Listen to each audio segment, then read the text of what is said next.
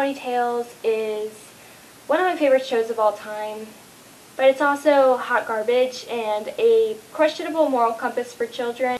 To give some context for the rest of the video, I'm going to go over like the one character trait they've given to each pony, because they all really only have one each. Patch is goofy, Melody's a diva, Starlight is a workaholic, Sweetheart is a sweetheart, Bright Eyes is smart, Clover is a mess, and Bon Bon is big and fat, which is actually the first thing I plan on really talking about. Bon Bon is large and really nothing else. Not as hard as giving up cooking, which you'll have to do if you don't do well on the test. No more cooking? Also happens to be the best. All she really does is talk about food and then get ridiculed by her terrible friends for eating or talking about food. Even though she eats like all the time, they still make her the same size as all the other ponies. And I couldn't decide whether that was because they didn't want to have like diverse pony sizes, or they realized how bad it would look if they were all just picking on like the visually larger one. But she's pony skinny, so they can say whatever they want, it's fine. We could have had another Whoa Nelly situation on our hands, but the writers chickened out. Those cowards. I actually made a compilation of Hungry Bon Bon moments, and I was going to put them all in this video, but then that video ended up being over 3 minutes long, and I figured not everyone would want to sit through all of that, so I'm just putting in some of my favorites. Now, Patch, there are no such things as ghosts. You know that. Hey, look! Somebody copped some ice cream. Maybe it was a ghost. 2, 3, 4, and right 2, 3, 4. I'm out of gas. I have to stop. And right 2, 3. That blueberry muffin you had for breakfast must be slowing you down. And the one you had for lunch, too. Bye. Gee, I can't believe Bon Bon passed up an ice cream sundae. Maybe we should try to help him. To catch the boy's eye, bake a chocolate cream pie. This is a roller dance contest, not an eating contest. A princess must look tailored, trim as she can be. You don't want those jelly beans? Give them all to me. Hey, who did that? Bon Bon, do you know the answer? If you wanted to lift a 100-pound sack of flour 4 feet in the air... I didn't think so. Oh, I know! Bon Bon would eat it! You might be thinking, a lot of these clips are kind of fat-shamey, and they're probably not the best to be putting into a show for little girls. But as we're going to get into, the writers didn't think a whole lot about how the show is going to influence the kids watch. Like most children's shows, a big part of My Little Ponytails is like the little moral lessons they put into every episode. The problem I have with this is that a lot of the lessons in the show are actually pretty questionable. There's actually multiple plots kind of involving blackmail, and then they get back at the blackmailer by blackmailing them back. It's like reverse blackmail plots happen like twice. If there's one thing these writers love, it's an eye for an eye, get back, which I feel like goes without saying actually isn't the best thing to be teaching kids. Like when Teddy steals Bon Bon's diary and threatens to tell the teacher that she cheated on the test. Sweetheart threatens to tell everyone that he has a teddy bear, which would be socially devastating for him because everyone they go to school with is totally evil. Nothing to know about, right? I mean, you wouldn't want anyone or anybody at all to know that you have a... Don't say it! Actually, there's really truly nothing wrong with having a... No! Then again, if someone were to know that you had a... Okay, I get the message. Speaking of the whole teddy bear thing, Teddy having a teddy bear is treated like the most embarrassing thing that could ever possibly be true. All the other ponies taunt him about it mercilessly, and it is never like questioned by the show, like, oh, maybe it's kind of mean and like unfair to judge him in this way. No, like, he deserves this. I feel like they decided. In episode 12, the ponies somehow figure out that Teddy has a teddy bear. No idea how they figured that one out. And of course they immediately run to tell his terrible friends who bully him. He does have a teddy bear! I didn't say that! Teddy has a teddy bear. Teddy has a teddy bear. Teddy has a teddy. Teddy has a teddy bear? Shut up, I do not! Teddy has a teddy bear. I said shut up! Both of you! It just makes me so mad I could just kick some. This results in the other reverse blackmail plot, which is the girls making those boys dress up as babies and putting bottles in their mouths, and they take pictures of them and threaten to distribute it to everyone they know. Ever. Hey, I'm not saying a word. You know, I would... Which, I mean, Most everyone they know already knows about this whole plot, so I don't know how much leverage that would actually have if they thought about it. And in episode 13, he still refuses to acknowledge that the bear is his after Porky absolutely decimates it and he almost loses it forever.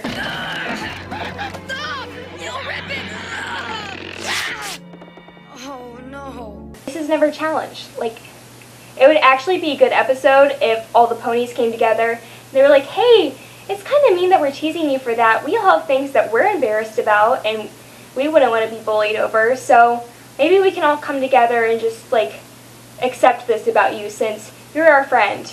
But no. No.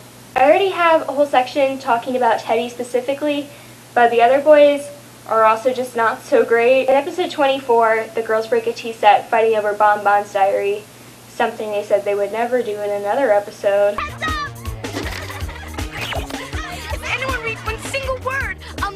For you again. Bon Bon can never catch a frickin' break. I can't go on living like this.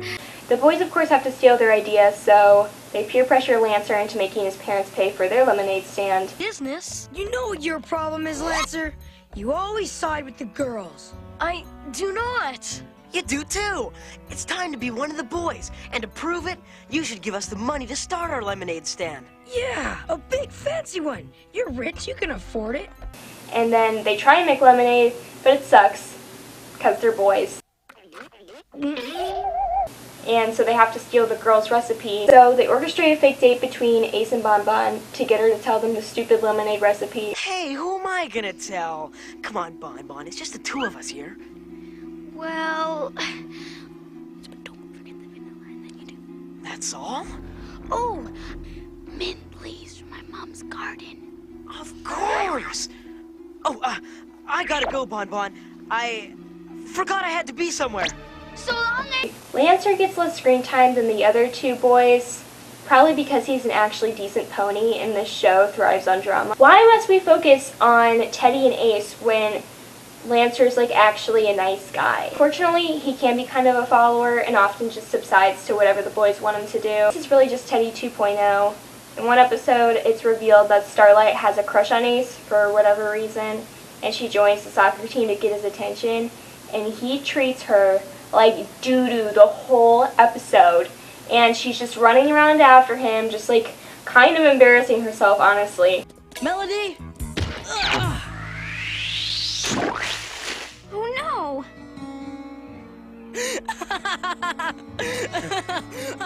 Great shot. She's not bad. For a girl. You're in the game. Me? Her? Coach, she's just a non. After all that, he comes to talk to her at the end of the episode, and she folds after all of the stuff he already did, and the show plays the romance song she was singing earlier in the background. And it's like, they support this. Why? Matter of fact, that's why I stopped by. I thought we could talk about your technique. Really? Yeah, did you use a side your foot or your toe to keep it? Just terrible messaging again. I hate the relationships between boys and girls that the show promotes. It's like one of its biggest problems, I would say. Another thing they do poorly is like teaching the ponies actual lessons. Like when the ponies learn a lesson, it doesn't ever seem like they actually really learn anything. In episode 23, Patch pulls this stupid prank where she tricks her friends into thinking they got a date with like this celebrity pony. And to get back at her for this, because of course they have to get revenge, like don't be ridiculous, they build this elaborate spaceship and make these insane alien costumes. Oh, I gotta admit, it did. But how'd you do it? Amazing what you can do with cardboard and Christmas lights, isn't it? Don't know where they got the supplies for that. So they do all this to freak her out, but instead of being upset by this, she just tells them like the ways she would have improved upon their prank, like the ways that she would have done it better. And they all kind of like look at each other like, huh? And that's just the end of the episode. Like you'd think there would be like a point of reflection, like, oh, I'm putting myself in my friend's shoes now, and now I see like how this could have upset them maybe, like, and I'm sorry. Nope. She's not sorry. No one's ever sorry in Ponyville. In episode 4, Bon Bon pretends to be sick when her little brother's sick so that she can get all the attention instead of him. Then, later in the episode, her entire family catches like this cold that's going around, and she learns that she doesn't have to pretend to be sick. If everyone else is, they can be relying on her, and she can have all the attention she ever wants. And she says that it's kind of sinister, actually, the joy on her face. I'd like a glass of water. Do I need more medicine yet? I want my blankie! But now I've got all the attention I can handle. Isn't it great? She's still my girl, though. Another episode starts in the girls' clubhouse, which is actually just an abandoned house that they're kind of trespassing in, but whatever. Some poor, unsuspecting family moves in, or they try to anyways, and the girls do some, like, crazy Home Alone style torture on them.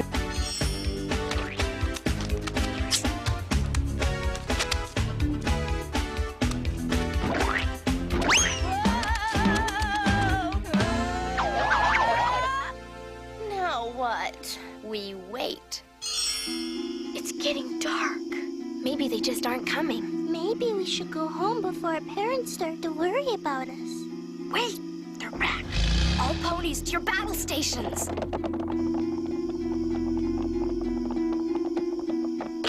That's funny. You must be stuck.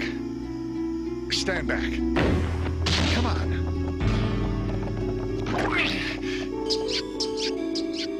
Hey, what's this? Honey. Oh, dear. What's happening? I don't know, but I'm going to find out. Don't come any closer. Who are you? Who are you?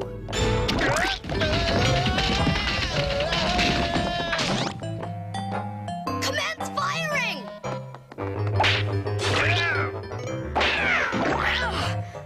After all that, the family's just like, it's water under the bridge, really. And it's like, is it though? The mom even lets them, like, have their meetings in their house still. And then the mom is like, hey, could I join your girls' meetings? And they're like, no. I feel like the way they act is partly explained when you really take into consideration Miss Hackney, their guardian, teacher, like the adult that's with them the majority of the time. I have personal grievances with that horse. She is an irresponsible adult, to put it lightly. In episode 2, she pits the entire class against a student to kind of teach them about law and order. Teddy's accused of stealing a cassette player, and she sets up this, like, fake trial with real stakes where he'll be suspended for 3 days if these horses that are children and don't like him very much decide that he's guilty. And it's not even a good way to teach about, like, a jury and law and order, because it's supposed to be impartial and they all hate his guts, which is justified, but, like, still. In another episode, she makes Starlight the substitute teacher over her peers, and this is just a bad idea for a billion reasons. So, like, for 2 days, this 10-year-old is, like, in charge of the entire class, and they're just completely unsupervised, running wild, and they decide to go down into the caves alone. I don't even remember why. Ace specifically almost, like, falls to his death.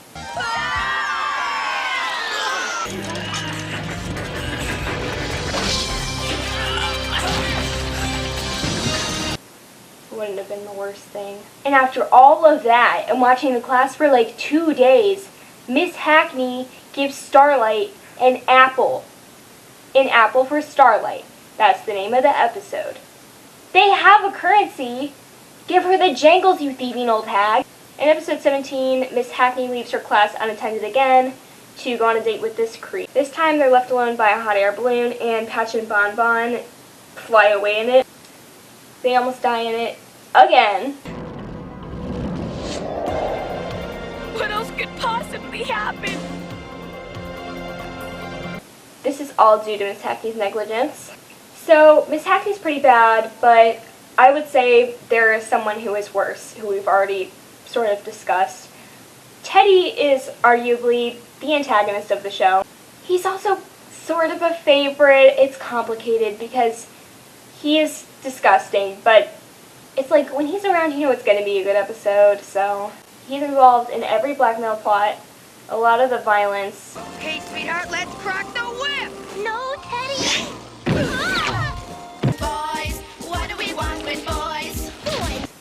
If something goes wrong in general, Teddy's probably around and behind it. As I already said, he steals Bon Bon's diary, but it's more than that. It's like leverage so that she'll go to the dance with him, which is creepy. He only feels remorse for this when he gets threatened with the reverse blackmail thing. Probably the worst part of Teddy is how he treats his crush / girlfriend, sweetheart. He is so mean to her just like all the time. And it's really sad because she's like one of the consistently like nice, sweet ponies in the entire show. And the way he treats her sometimes is like straight up abuse. Friend, you turned out to be. I have one secret in the whole wide world, and you go and tell everyone! But Teddy, I didn't. Patch was making up stories and... You knew how much it would hurt me, but you wouldn't blabbed anyway! But Teddy... It just makes me so mad I could just kick something! He's a jerk, but she won't ever actually leave or get mad at him in like a way that has consequences. They even have a toxic relationship pony song where she sings "You Don't Know the Boy Like I Do," and he trips her when she's got her lunch in her hands and makes her fall to the ground with it, and then he laughs. You don't know the boy like I do. You don't... And then he scares her on Halloween in his costume, and she runs away crying and loses all of her candy. If you knew the boy like I do, you'd know why I take his part. He acts rough and tough, but that's all of it. But it shows that she sticks around because sometimes he tries to make things right. And it's like, that's not good enough for me. It's really not. Like, he gives her his lunch or a new lunch or something after he, like, purposely makes her lose hers all over the floor, humiliating her. And it's like, that's not redeemable, in my opinion. He knocks her over in another clip, sort of on accident, maybe this time. But he knocks all her papers out of her hooves, and he kind of helps her pick them up, and she's like wooed by this. And it's like, that's what any decent pony would do. He just says terrible shit all the time. And then she's like, wow, Teddy, there really truly is good in you yet. And it's like, oh my god. Is there? I feel like he only has a comb on his ass because they were too scared to give him a wife beater cutie mark. In that court episode I was talking about, Sweetheart loses almost all of her friends trying to defend him. And at the end of the episode, after he's cleared of his crimes, because of her, mind you, he's like, I don't need you. I don't need anyone. And then he falls into the trash where he belongs. And then he's like, sweetheart, help. She's like, I'll save you, Teddy. About you, Teddy, what did you learn? I guess that friends can be important. If you need them. Which I don't. Sweetheart, help! Biggest fucking eye roll. Another notable episode for their relationship is when Teddy's running with their entire picnic that they planned in his hands, and then he throws it into the lake. Teddy, stop! Give back my basket! Give it back to me! Gotta catch me first, sweetheart! And she's actually mad at him for once. And he's like, okay, fine, I'll take you to my family farm to make up for it, which, okay. When they get there, he's actually like the biggest baby the entire time because he's got this rainbow cousin who's got prospects and morals and is actually nice to Sweetheart. And she kind of seems to like him for that, maybe? I don't know. Crazy thought. I'm having fun spending harvest time with you. He spends this trip mostly abusing Sweetheart and various farm animals. First thing you have to do is let the hen know who's boss. Okay, move! Ow! Give me that basket! Move! Out of the way. Hit the road, hen! Beat him! Give me that egg! Until he meets his match, Porky the Pig. He's the one, of course, to initially start the beef, and the scenes of them fighting are probably some of my favorite in the entire show. Ugh. I hope you lose tomorrow! Oi, oi.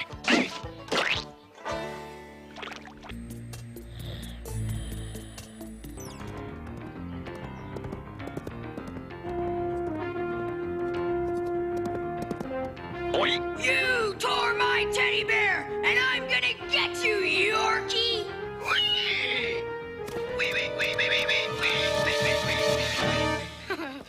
Yorkie runs into the river, fleeing from this drama that Teddy's caused, and he almost drowns, and so does Teddy's cousin because he's trying to save him. Yorkie! And Teddy saves them, I guess. But it's like, again, this is really his fault if you think about it. There's definitely more that I'll probably put in other sections of the video, but just know that he's always lurking and he's always ready to do some nonsense.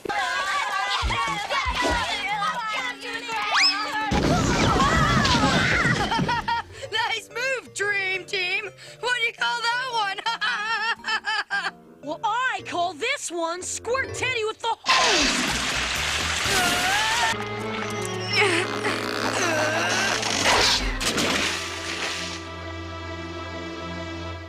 Speaking of terrible ponies, for a show that's like primarily focused on friendship, you think they'd be better friends to each other.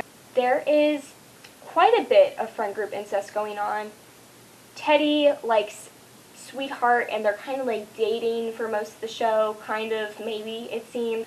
But then there's the episode in the beginning where he kind of wants to go with Bon Bon to the dance, and then there's another episode later on where he, horrifyingly enough, catcalls her. It seems like Melody and Ace like each other, but then Starlight likes Ace in that one episode, and then they kind of seem like they're going to be a thing after that, but then he's with Melody and all the rest of them, but then he asks out Bon Bon for that date, and it seems like she really likes him, but that's just for the lemonade recipe thing. It's all quite convoluted. Again, this would have been fixed if they made some other guy ponies, but they just refused. Of course, they do that whole thing where they fight over her diary, and they're just throwing it around, laughing to each other, while she's like frantically trying to get it back, after they already said in another episode that they would never do this to her, and they get why she's embarrassed, and they feel her, but no, they don't. They will switch up on Sweetheart, lickety-split, anytime she tries to defend Teddy, and it's like, I'm kind of torn on this, because on one hand, I kind of get it, he's a jackass, like she's always trying to defend him, but it's like sometimes it can be kind of intense and a lot. Like, again, going back to the courthouse episode, she's the only one that will defend him at all out of the entire class, and so she's just kind of sticking up for him because she's nice. And immediately they all turn on her and they're like, oh, did you guys hear something? When she comes into the ice cream shop that day, and she's like, oh, I can be your friend and his friend. And she's like, no, you can't be his friend and ours. I like the way she says it. You can't be Teddy's friend and ours.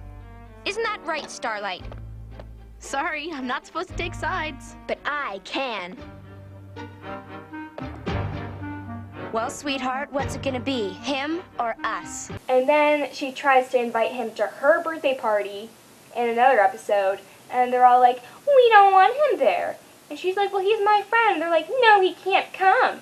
And then she calls off her entire birthday party and runs off crying. Him or us? Well, if I have to make a choice, then nobody's coming. The party's off. And this almost doesn't get fixed. Like, they have to be locked on a boat by Lancer to get this whole thing resolved. Like, there was almost no birthday party for Sweetheart's 10th birthday, which is a big deal. It's double digits. In episode 5, Melanie is really desperate to get a babysitter because she wants to perform with her band in this competition. And all of them are like, no, we can't, we're working. And she calls them all up, and they all reject her. And then it shows them all together at the ice cream shop while she's performing. Those fake biatches. The Rockin' Beats don't have a chance without Melody. If only someone could have done something about that. In episode 6, Clover wins tickets to see a band in a raffle, and it's like their favorite band. And none of them seem really happy for her at all. Like, I guess they all lost, so it's kind of a bummer, but they're all so salty about it. It's like, okay, whatever, guys. They all immediately go home after she wins. And she actually gets to invite, like, 1+1 to go with her. And she invites all of them because she feels bad because they can't go, which is obviously, like, ill-advised, but she does it with good intentions. And they all, like, straight up jump her over it.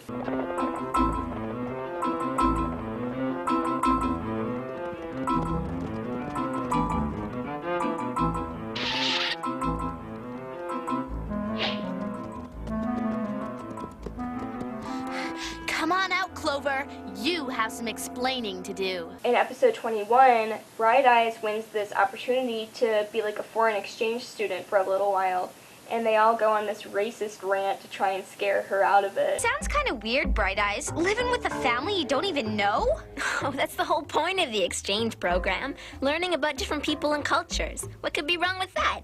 What do you know about this place? It's surrounded by water, which means there's probably sea monsters lurking everywhere. I've heard on some islands, if they run out of food, they eat each other. Walla, walla, willa, walla, walla, walla. She is untrusting and terrified of her host family like the entire time because of this, and she beats their dad with an oar. Help! Help! And has hallucinations about them throwing her into a volcano. Speed her to the volcano! No! No, please! Into the volcano, little pony! They show her nothing but kindness the whole time, and they give her this like valuable pearl from the bottom of the ocean, and they actually save her from the erupting volcano. Like, she does come around at the end of the episode, but it's like, oh my god. In episode 15, the girls try to get Patch to immediately dump her adoptive family because they think she might be royalty. And they're like really confused when she's upset by this, and she's like, maybe I don't want to go with these random people that I don't know yet. And they're like, oh, Patch, you're just being silly. Why did you run away? I don't want to live in some fancy place or dress up every day. Patch, get with it! You don't want to be a princess? I would definitely say the most picked on pony out of the group is Bon Bon. Like, even outside of the fat shaming stuff, Bon Bon is so scared that her friends are going to make fun of her for her dream of being a model and like the dress up is your career episode, that she almost runs off a cliff and dies. No one with normal friends would have that reaction. In episode 24, they all jump down her throat for giving away the precious lemonade recipe, even though she's like in tears and is like very upset. Yes, I can. I told Ace how to make it. I even told him about the mint leaves. How did you do that? In episode 23, Patch fakes an entire cooking show to get Bon Bon to like embarrass herself so that she can film it and show it to the entire class. And they're all just like laughing at her while she looks super embarrassed. The two molecules are widely separated. They attract each other. Oh no. When they come Now I'm just going to go over some random stuff that I find interesting. In episode 26, there's a frog that they find and decide they must nurse back to health. And he ribbits like very literally. Ribbit. Like he says ribbit. And he also yawns like a human, which I think is funny. I think it's weird that half the ponies have jobs, even though they're 10. And I think it's weird that Starlight is like so work obsessed as a 10-year-old horse. It's just kind of a weird character trait to give a pony so young. Every single voice for a character younger than the girls is super grating and just like unbearable to listen to, especially Melody's sisters. It gets to a point where you have to brace yourself whenever they come on screen. Babysitter, we want Melody. We want Melody. A lot of the songs are pretty bad, and they're not even really songs, I would say. They're just kind of talking in a sing-songy way. And they're, I guess that counts. You would think since the writers gave them like one character trait each, they wouldn't have a lot of like discrepancies in their personalities, but this show is just full of surprises. Clover is somehow labeled as like the lucky one, even though she's clumsy.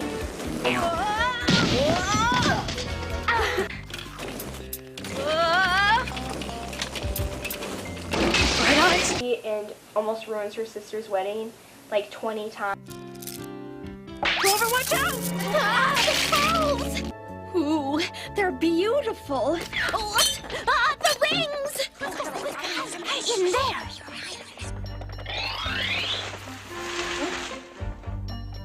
Cheval, you are the greatest. Yeah, Cheval is a no-good rat.